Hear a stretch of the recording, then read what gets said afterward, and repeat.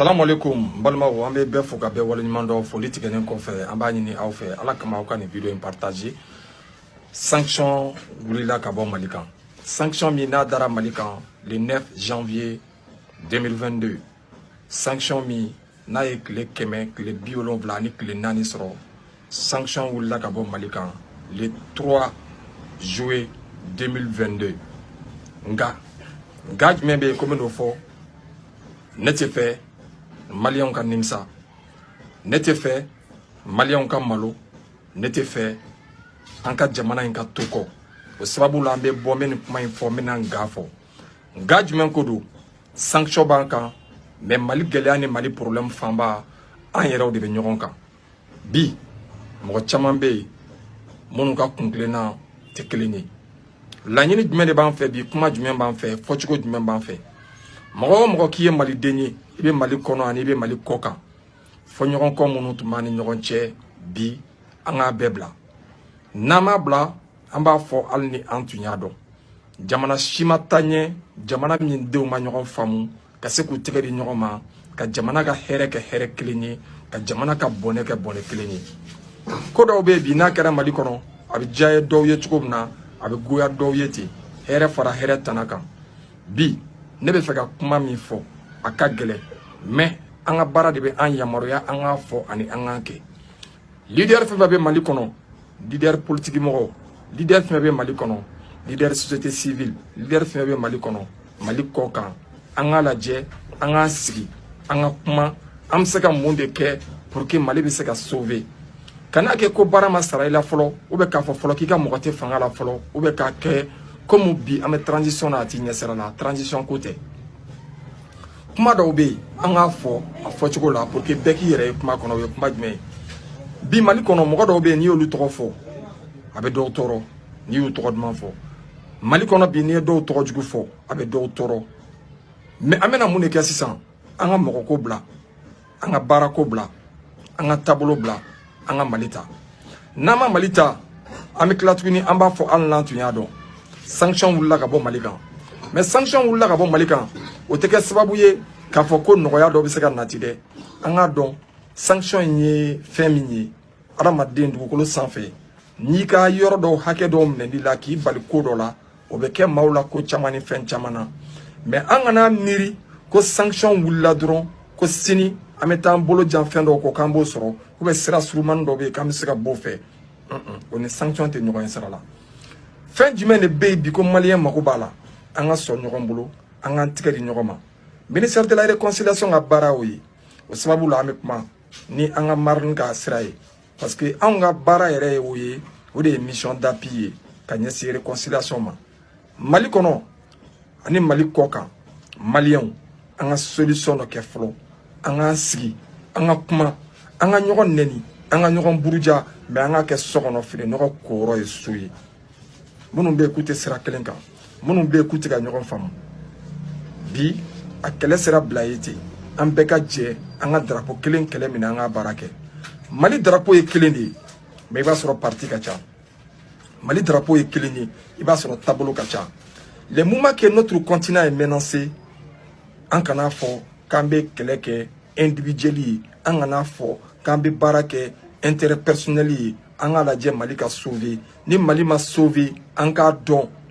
ko an si ka hɛrɛ t'a la. Mɔgɔ minnu bɛ yen bi k'u da t'a la, n'a tiɲɛna bi ko in tɛ taa k'olu si to. Mɔgɔ bɛ yen k'u da b'a la, n'a tiɲɛna olu bɛ se ka boli ou bien u bɛ se ka bila kɛrɛfɛ. Mais mɔgɔ minnu bɛ yen ko acteur principal don,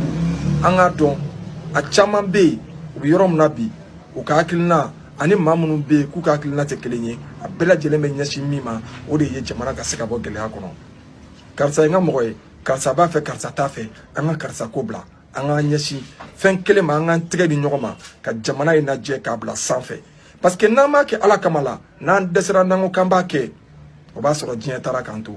Mais fɛn dɔ de bɛ Mali kɔnɔ, fɛn min bɛ yen n'a kɛlen bɛ bi ka Maliens caman ba ɲɔgɔn na, o caman ye jumɛn ye? O ye an bɛ to ka ɲɔgɔn bisikiya kojugu, an ka dɔ bɔ bisikiyali la. N b'a essayer ka histoire fitinin fila fɔ min b'a jira ko nafa tɛ bisikiyali la. A dɔw la n'i tora ka maa dɔw bisikiya ko dɔw la, i yɛrɛ bɛ tila ka nimisa.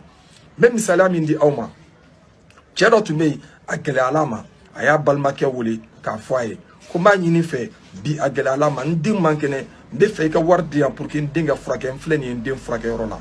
o yɔrɔ bɛɛ balimakɛ ko a ma ko n'Ala sɔnna an b'a lajɛ ni bɛ se ka min kɛ o kɔfɛ miniti 30 kɔfɛ a y'a balimakɛ wele a m'a balimakɛ sɔrɔ n balimakɛ ni n balimamuso e ni ne an b'o ko bila minɛn jumɛn kɔnɔ a y'a wele ka dɛsɛ a bɛ ka taa répondeur kan balimakɛ sigilen dɔgɔtɔrɔso kɔrɔ a den b'a kɔrɔ a jigila misɛnyalen don a jigila misɛnyalen don a ye mun fɔ a kɔnɔ a ye mun miiri a tora ka mun fɔ kinikinikan na ko nin ye nin k'ale la balimaya la ko fɔ Ala k'a lebu ko nin ye nin k'ale la balimaya la ko fɔ Ala ka ko yira la sɔɔni dɔrɔn a balimakɛ min n'a y'a wele téléphone na balimakɛ donna dɔgɔtɔrɔso kɔnɔ balimakɛ donnen dɔgɔtɔrɔso kɔnɔ a sɔrɔla ka mun de fɔ a balimakɛ ye dɔ in ye min dalen bɛ a den kɔrɔ a ko a ma karimasina e ye ne wele wagati min na k'a fɔ ko n ka nin k'i ye a kun tɛ n bolo j'étais obligé n ka téléphone min bɛ n bolo k'o de feere ka na n ye wari min sɔrɔ o la o wari min filɛ an k'o kɛ k'an den furakɛ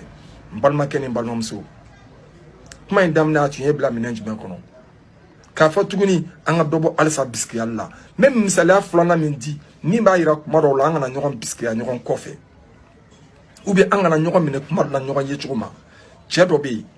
u y'a wele ka na dɔgɔtɔrɔso la ko den dɔ bɛ yen ko den kan ka opérer den kan ka opérer ale nana wagati min na dɔgɔtɔrɔso la a kun ɲɛ sisilen don a kun dusu goyalen don a yɛrɛ la den fa y'a kanto a ma ko karimasina k'e yɛrɛ bɔlen don komi I tɛ mɔgɔ ɲɛnama ye a teliya joona ne den de bɛ bana in na ne den de dalen don k'i kɔnɔ cɛ y'a yɛlɛma k'a lajɛ a ma kuma a y'a kɔ don a taara a ka bloc kɔnɔ a ye den nin opérer a bɛ se ka min kɛ a y'o kɛ a bɔra wagati min na cɛ ko a ma ko mais aw ka nin chef in tɛ maa ɲɛnama ye chef nin ɲɛ kumunen don cogo min na nin tan nin tɛ mɔgɔ ɲɛnama ye a y'o fɔ dɔgɔtɔrɔkɛ nin ka denmisɛnninw ye denmisɛnninw ko a ma patron e ko chef in tɛ mɔgɔ ɲɛnama ye hali I k'a ɲini k'a dɔn olu danna o ma sɔɔni tuguni a y'a gɛrɛ chef la k'a fɔ chef ye ko opération kɛra cogo di opération k'a ɲana alhamdulilayi ko den bɛ Ala bolo inshallah baasi tɛ den sɔrɔ a seginna tuguni k'a fɔ dɔgɔtɔrɔkɛ in ye k'e tɛ maa ɲɛnama ye I ɲɛ kumunen don kojugu dɔgɔtɔrɔkɛ ma kuma dɔgɔtɔrɔkɛ ko nin bɛɛ bɛ Ala yɔrɔ Ala k'a bɛɛ ɲaga d'a ma ko n'Ala sɔnna I den ka kɛnɛya o bɛ Ala de bolo Ala k'a ɲaga d'a ma dɔgɔtɔrɔkɛ y'i kɔrɔ wagati min na ka bɔ a y'a gɛrɛ dɔgɔtɔrɔ misɛnninw na ka ɲininkali kɛ olu ye mun fɔ a ye olu ko a ma n'i t'a kalama ni cɛ min filɛ a bɛ ka boli ka teliya ka taa a fa de fatulen b'a bolo a fa ka suden de bɛ sen na a b'a teliya ka taa pour que mɔgɔw kana taa kaburu la k'a to cela veut dire que a y'a ka min ye kɛ cela veut dire que Mali kɔnɔ kuma dɔw la an kana ɲɔgɔn lajɛ ka to ka ɲɔgɔn minɛ ɲɔgɔn taabolo ma ka ɲɔgɔn lajɛ ka ɲɔgɔn minɛ ɲɔgɔn ye cogo ma ni mɔgɔ min m'a kɛ I la ou bien n'i yɛrɛ m'a ye a la kuma dɔw la kana to k'a fɔ k'i b'a tigi dɔw minɛla ye ne b'a ɲini aw fɛ n balimaw a ye nin video partager ladilikan b'a sanfɛ n ma ladilikan di dɔwɛrɛ la an bɛɛ bɛna ɲɔgɔn sɔrɔ fa kelen ba kelen na yɔrɔ min na o de ye Mali ye an bɛɛ bɛna ɲɔgɔn sɔrɔ jamu kelen na yɔrɔ min na o de ye Mali ye e bɛ se ka kɛ jamu min ye ne bɛ se ka kɛ jamu min ye yani an ka kɛ o jamu ye fɔlɔ yani an ka kɛ o tɔgɔ in ye fɔlɔ Ala y'a latigɛ k'an kɛ maliyɛn de ye fɔlɔ I bɛna dugukolo kan de